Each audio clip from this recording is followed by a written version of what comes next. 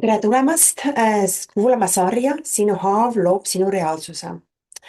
Nii et me siin räägime siis energeetilisest haavast ja siin sarjas on 8 erinevat episoodi. Nii et mul on hea meel, et sa oled seda minuga siin otse kuulamas ja täna esimene episood, ma tahakski rääkida sinuga siis, miks sa end tagasi hoiad. Ja me kõik hoiame ennast tagasi, et paljudes asjades, sellepärast et meil on erinevad haavad elus, mis väljenduvad elu erinevatel etappidel, mingitel kindlatel erinevatel vanustel, ütleme nii, et mingi kindel vanus kukub ja siis see haav vallandub. Võib-olla sa oled märganud ka ise, et haavad vallanduvad näiteks samadel aegadel, näiteks kui su vanemate haavad nende elus. Seal on erinevaid sidemeid, mida võib siis rääkida, nii et ma loodan, et see on sulle huvitav kuulamine ja kas sa oled kunagi tundnud, et sa tead täpselt, mida teha, aga sa lihtsalt ei tee seda. Ja sa ei saa aru, miks sa seda ei tee, väga paljud inimesed arvavad, et probleem on siis distsipliinis või motivatsioonis või teadmistes, aga tegelikult ei ole. Tegelikult on see, et väga tihti hoiad sa ennast tagasi sellepärast, et mingi osa sinust ei tunne end turvaliselt nähtav olema. Et ma ei mõtle seda nähtavust selleks, et sa nüüd lähed ja teed podcast'i nagu mina siin või lähed Facebook Live'i, aga meie energiat ka, meie kehas on erinevad tunded, erinevad emotsioonid nii-öelda ja erinevad osad sinust. Nii et see on selline huvitav psühholoogide pärusmaa, millest ma nüüd rääkima hakkan, aga ma loodan, et selleks, et sa saaksid midagi lahendada, ma olen täiesti 100% kindel, et sa pead olema selguses, et mida sa üldse lahendad ja miks asjad nüüd sinuga toimuvad. Nii et see kõik ei ole juhuslik, et sa täna seda podcast'i kuulad ja minuga tuttavaks saad. Nii et tere tulemast, mina Neidi Blumberg, olen selgeltnägija, coach ja terapeut ja koolitaja ja sinuga tahan siis rääkida sellest, et mis osa mängib siin sinu lugu. Nii et kuni sa ei võta oma lugu omaks, juhib sinu lugu sind. Mida see omakorda siis tähendab? Väga paljud kliendid tulevad ja ütlevad mulle, et ma ei tea, miks ma olen selliste kaardidega siia ellu tulnud, mikspärast ma selles olukorras olen, miks asjad niimoodi on ju. Ja nad ei saagi välja sellepärast, et neil on nii tugev raamistik, mille sees nad elavad. Mis see raamistik siis on, näed, ma võtan siin, kui sa Youtube'is seda videot vaatad, siis või Facebookis, siis täiesti tavaline sinine pastakas ja mida rohkem me mingile mõttele kaalu anname, on ju, siis väga hea visuaalselt vaadata, et see mõte siis viib meid kogu aeg negatiivne mõte viib meid kogu aeg alla, on ju. Ja, ja sa oled seda ilmselt oma elus tundnud, et mingi asjad hakkavad juhtuma ja kui sa sellega sellesse energiasse, tundesse sisse lähed, siis neid asju tuleb ja tuleb ja tuleb ja tuleb, on ju. Ja lihtsalt ühel hetkel sa tunnedki, et kõik on üle pea kasvanud. Su suhted, su rahaasjad, su meeleolu, su tervis, et see kõik on liikunud kuskile allapoole. Ja miks see niimoodi on? Sellepärast, et sinu kõrgem sina, nii-öelda see kõrgem versioon sinust tahab sulle nii-öelda nina ma ei taha nüüd öelda nüüd, et nina sisse pista sellesse, millega sa tegeled. Ehk siis ta tahab sulle näidata, et vaata, mis on need uskumused, mis on sul valesti. Vaata, mis lugu sa endale räägid. Sest me lapsena väga tihti hakkame hästi kergesti igasuguseid järeldusi tegema. Ja mitte ainult lapsena, aga lapsena eriti, on ju. Ja kui sa oled väike laps ja tihti mul tulevad sessioonidel inimesed, kes kes järeldavad igasugustest väikesest asjadest väga palju asju, on ju, meil on kohutavalt suur ettekujutusvõime kõikidel, on ju.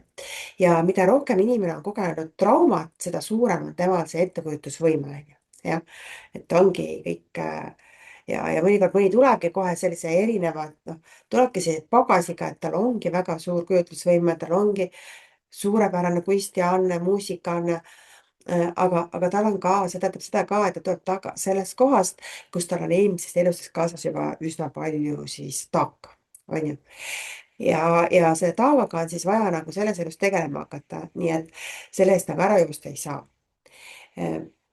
see on väga hea asi, et sul nii-öelda elu selle ninasuled sisse paneb sellesse sinu probleemisse. Ja see juhtub sellega, et sinu looja tahab, et sa saaksid aru, et vau, et ma pean selle asjaga tegelema. Nii et kui need asjad on sul üle pea kasvanud, sa tunned, et sul on väga palju vastupanu mingite teemadega tegelemisega, sul on väga raske mingite teemadega tegeleda, siis kõige suuremad kingitused on just nendes teemades, kus sul on vastupanu. Ja oma kliendilugudega ma olen üle 20 aasta töötanud inimestega, klientidega nii-öelda coach inud, mentordanud, teraapiaid erinevaid teinud. Ma näen, et kellel on kes tuleb kõige suurema vastupanuga, sellel on selles teemas kõige suuremad kingitused.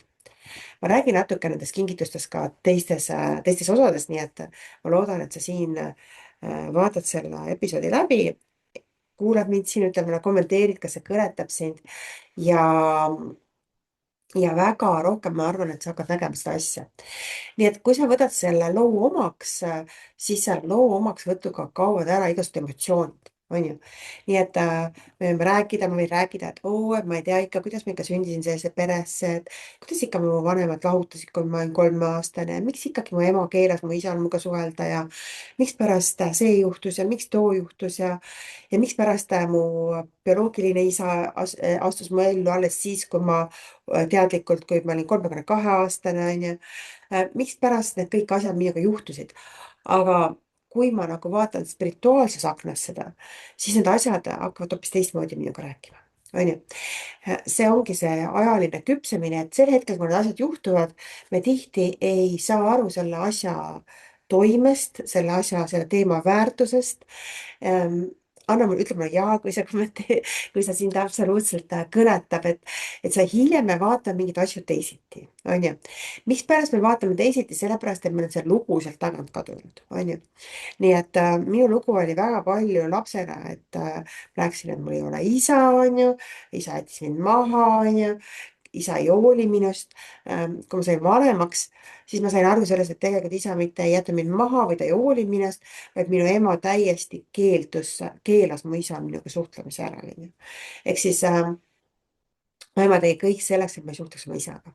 Nii et see lugu, mis ma lapsena rääkisin, ei olnud tõsi, onju. Aga ma pidin tegema, inimesed on sellised mulle väga meeldib selline ingliskeelne lause, et people are meaning making things, on ju. Ehk siis me inimesed tahame igale asjale panna mingi tähenduse, on ju, on ju. mingi asi juhtub, on ju, kohe, oh, see asi võiks olla selle tähendusega, on ju.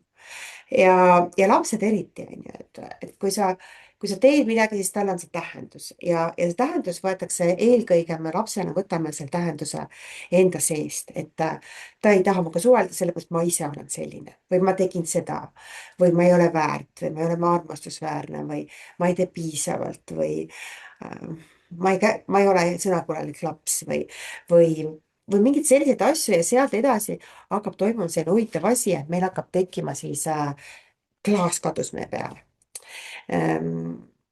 Ma ei tea, kas sa oled lugenud, selline väga hea raamat on, Kay Hendricksi raamat on Upper Limiti kohta. Inglise keeles, eks anglist ta räägib, siis teile suur raamat, ma olen seda raamatut 4-5 korda lugenud, soovitan sul ka lugeda, eesti keeles seda kahjuks ei ole, inglise keeles on. Väga hea raamat, aga see ei ütle jälle, kuidas sellest Upper Limitist lahti saada.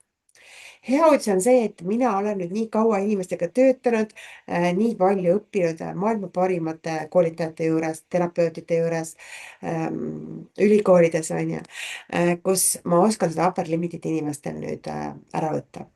Ja ma kutsun sind ka, meil on kiired elumuutjad, see on töötuba esmaspäeval kell 12, kus me tegeleme selle upper limit'i äravõtmisega, protsessiga, ma annan sulle tööle, me teeme koos protsessi. Ja seekordne upper limit on meil eraldi seotud ka üldse suhetega. Nii et suhe kõik millega, sul on suhe iga asjaga, mul on suhe selle tassiga näiteks on ju. Mul on suhe oma kolleegiga, mul on suhe oma lapsega, mehega, rahaga on ju.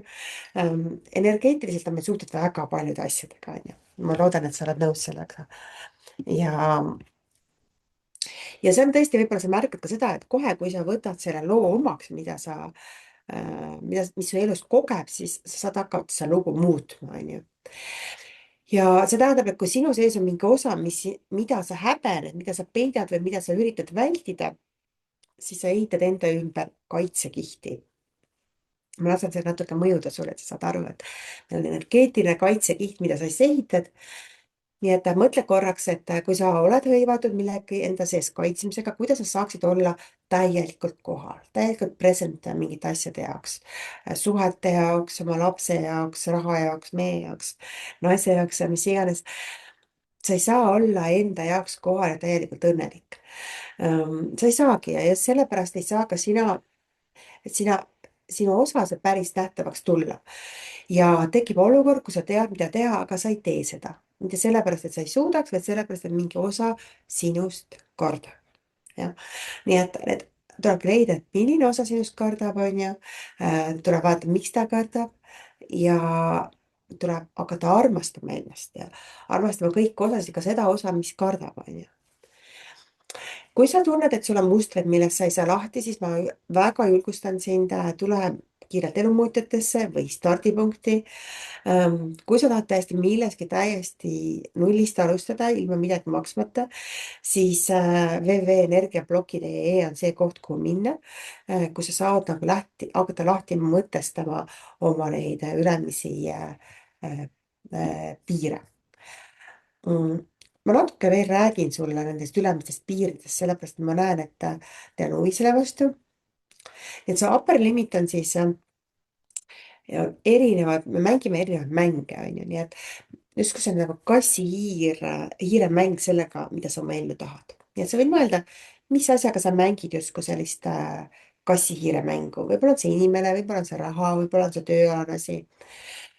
kuna ma töötan väga palju inimestega, kes ikkagi tahavad oma karjääri arendada ja rohkem raha saada ja kõike sellist, siis mis need on näiteks äris, on sellised upper limit'i mängud, mis sind võiksid huvitada ja millest mina olen aidanud inimesi lahti lasta, näiteks peitmise ja turvaliseks jäämise mäng. see on siis selline mure teiste arvamuse pärast. siis on nähtavuse vältimise mäng, on perfektsionismi mäng. ma ei pane kunagi midagi välja, keegi ei saa mind kritiseerida, onju. ma ei tee midagi, lihtsalt midagi, ma lihtsalt on kõike nagu selline jäämaa, onju, siis ma ei taha, et keegi midagi ütleb, onju. see on olemas raha vältimise mäng. see on olemas igavese õppija mäng, õpid pidevalt, aga harva rakendad, ehk siis sa oledki kogu aeg õppimise moodis, onju. nii et pingutamise ja raskuse mäng, ära saa liiga edukaks mäng. mul ei saa olla armastus ja suhted ja raha korraga korras, onju. mäng, ära varjuta teisi mäng, ära jäta kedagi maha mäng, ole ohvermäng, tee kõik teised õnnelikuks mäng. ja ma ei astu kunagi oma kutsumusse mäng. nii et see tähendab seda, et sul on justkui mingi kutsumus, sa tead, et sa tahaksid midagi teha, võib-olla oma elukutset muuta või millegagi aega veeta, aga sa ei tegutse. jah. ja see on olemas, ma ei saa kedagi usaldada mäng, ehk siis ma pean kõike ise tegema. mis on need levinud ülemise piiri baashaavad? ei ole turvaline eksisteerida, jah. ei ole turvaline eksisteerida.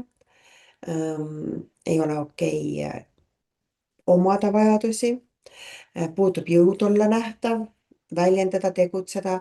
see ongi see väsimus, et väsimus võib tulla sellest, et me magame liiga vähe, et ongi see upper limit on näiteks hoiab sind kella 1-2 öösel üleval, aga võib-olla sa pead juba kella 7-8 tööle minema, see on ka väsimuse mäng. väsimuse mäng on ka see, kui sa magad liiga kaua, sest liiga kaua magamine teeb täpselt samasuguse efekti kui liiga vähe magamine, on ju. nii et siis ei saa teisi usaldada mäng, ehk siis ma pean ise kogu aeg hakkama saama. mina olen see tubli, kes toob nii-öelda asjad tulest välja, onju. ja siis pean olema täiuslik, et olla aktsepteeritud mäng. nii et millist mängu on sulle kõige olulisem praegu vaadata sinu elus? ja mis juhtub, kui sa selle mängu võidaksid? nii et selline tore mõtlemine sul, mis mängu sa alateadlikult mängid? anna teada, millisest sa tahaksid loobuda ja kirjuta seal kommentaarides.